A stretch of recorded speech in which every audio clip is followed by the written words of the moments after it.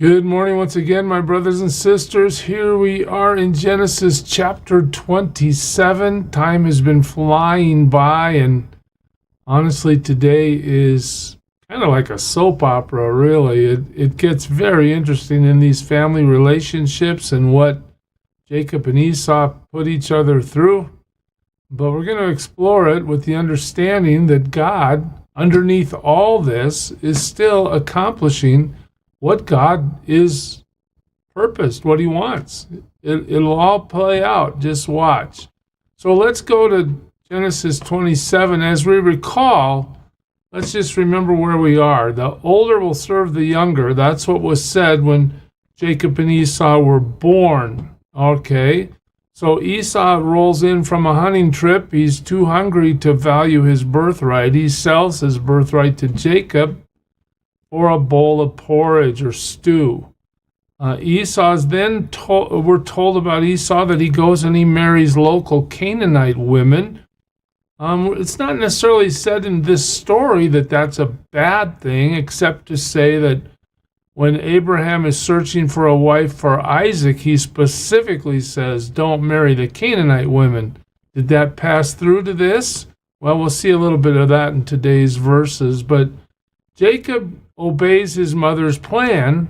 She comes up with a way to take the blessing of Isaac away from Esau and get it on to Jacob. So that's where we are.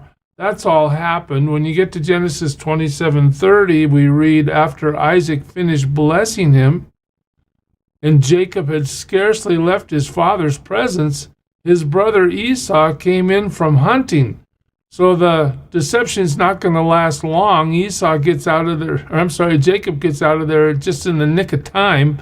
Here comes the hunter who's been asked by his father to go hunt something and make me some tasty food.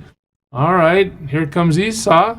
He too prepared some tasty food and brought it to his father, and then he said to him, "My father, sit up and eat some of my game, so that you may give me your blessing." That's what he wants. The deception has been fully discovered. His father Isaac asked him, "Who are you?" Again, that question leads us to think that Isaac's hearing, along with his eyesight, has diminished to the point where he can't recognize his own son's voice. So he's really old. He thinks he's going to die anytime soon, although he does live quite a while after this episode. But Esau answers him, "I'm your son. I'm your firstborn. I'm Esau. You should remember me, right, Isaac?" Isaac trembled violently. Uh-oh. And he said, "Who was it then that hunted that game and brought it to me? I ate it just before you came, and I blessed him. And indeed, he will be blessed." So Isaac discovers the deception. Esau the same. And now Isaac is so upset, he's shaking. And he says, "Look, I blessed him. I'm not going to be able to take that blessing back. He will be blessed." The idea that the older will serve the younger is being played out in this story in real time. But the participants have reactions, right? Isaac isn't like, "Well, God told us that you would serve your younger brother when you guys were born. So, I guess I'm not that surprised." No, Isaac really wanted to bless Esau. Rebekah came up with the plan. Jacob obeyed Rebekah. The plan went forward. Esau receives the blessing. Now at the discovery, Isaac can't take it back. Esau didn't get it. When Esau heard his father's words, he burst out with a loud and bitter cry. I bet he did. And he said to his father, "Bless me too, my father." This is the same guy that was so hungry, he couldn't wait another minute. He sold his brother his birthright. Okay, but now he must have realized his position, his mistake, his lack of interest was a mistake. Here he is. "I need your blessing, Dad. Come on." But he said, "Your brother came and deceitfully took your blessing." Again, here we are. Somebody lied to me, I blessed him, and that's the way it is. I can't undo it.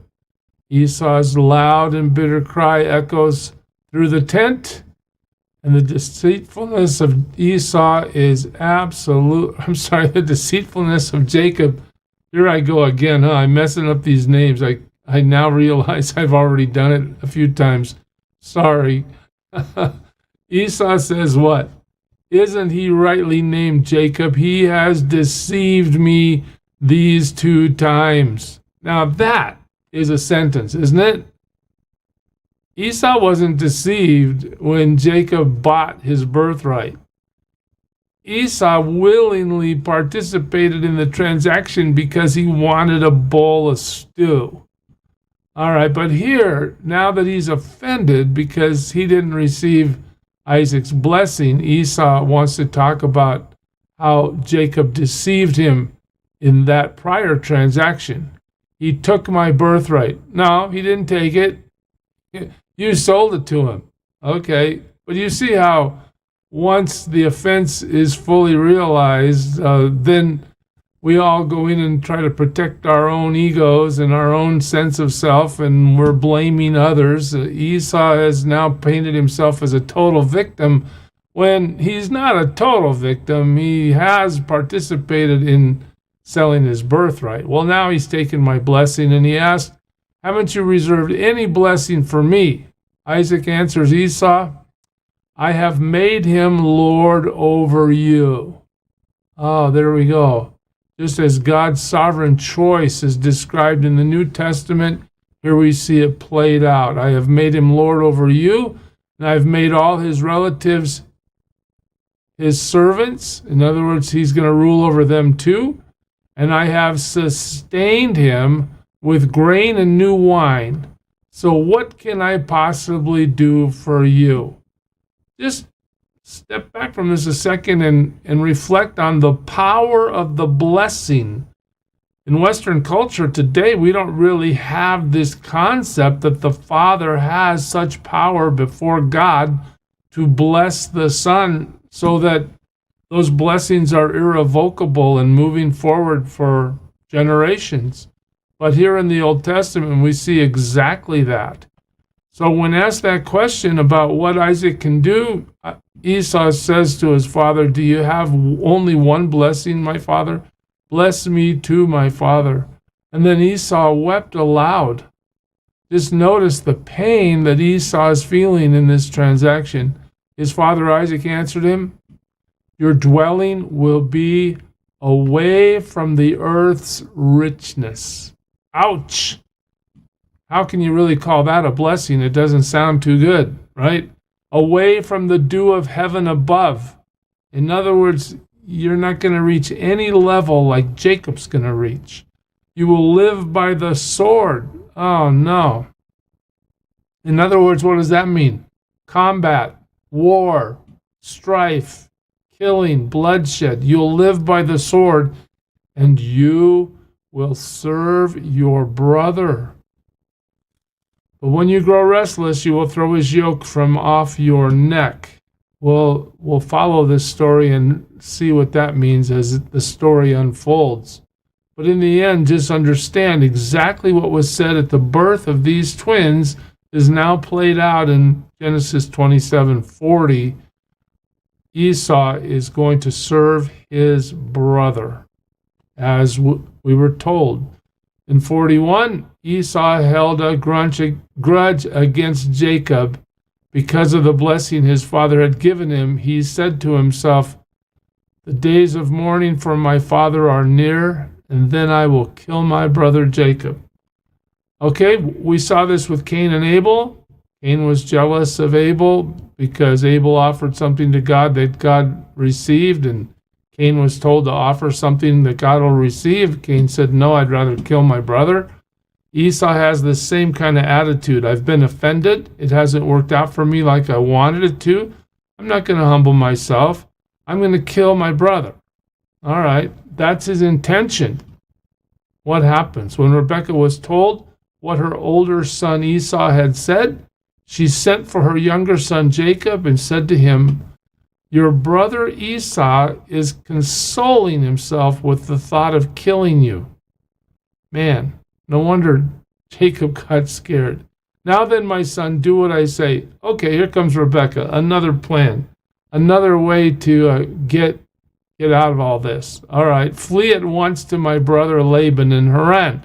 Now we're going to look at the family tree again because as I've demonstrated fully, I have trouble keeping all these names straight. But we're going to try one more time just in a second. But where is Haran again? You remember it's way north. It's where Abraham sent his servant Eliezer to Haran to look for a bride for Isaac. Now, Rebekah is sending Jacob to Laban, who lives in Haran. Again, you're getting out of town. That's a code for what's happening here. Go to my brother, your uncle, right? Stay with him for a while until your brother's fury subsides. This will be a temporary thing, but you need to run for it. All right.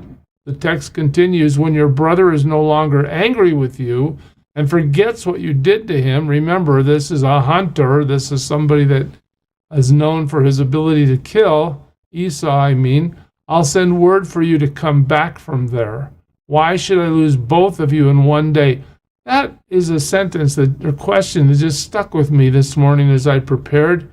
How does Rebekah consider to have lost Esau? She's sending Jacob away, but how? Perhaps it's the case that the plot, it's not just the deception that Jacob carried out, but the plot that Rebekah was intimately involved in making all that happen. Maybe Esau has denounced his mother in some way. But Rebekah's feeling is she's lost Esau, and if he kills Jacob, she's going to lose him too. Why should I lose both of you in one day? A little intrigue that isn't exactly spelled out. Then Rebekah said to Isaac, I'm disgusted with living. Now listen to this. Because of these Hittite women. Who married Hittite women? Well, Esau did, remember? If Jacob takes a wife from among the women of this land, from Hittite women like these, my life will not be worth living. I'm upset. Look at these Canaanite pagan women hanging around us over here. Now, what is this?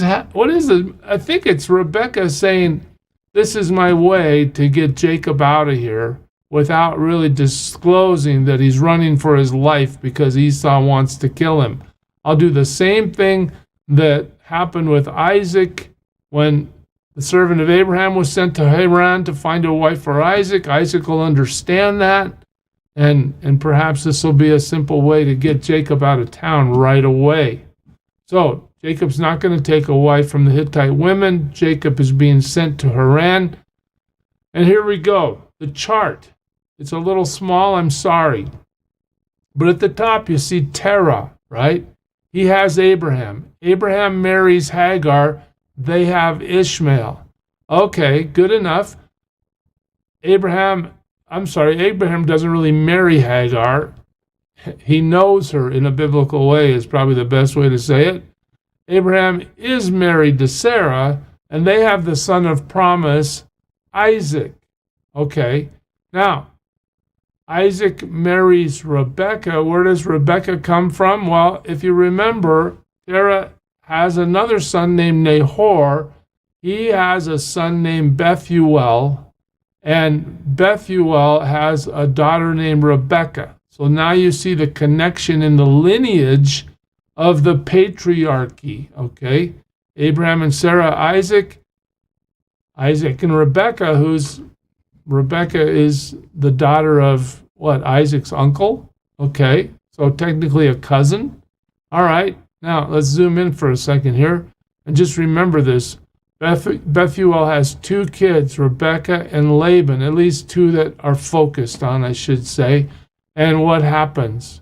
As the story unfolds now, and Rebekah sends Jacob to Haran, you'll see that Jacob now is going to get involved with two of Bethuel's granddaughters, two of Laban's daughters, and we'll watch that negotiation unfold. There's also going to be a couple other ladies that have babies with Jacob, In the end, God is doing what? Through all this chaos, he's bringing his 12 tribes of Israel into fruition. He's making it happen, and we'll see that play out as we continue through the book.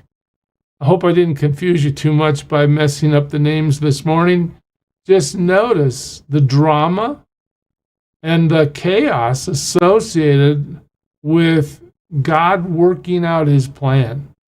His plan doesn't depend on our perfection, does it? His plan moves forward despite our imperfection.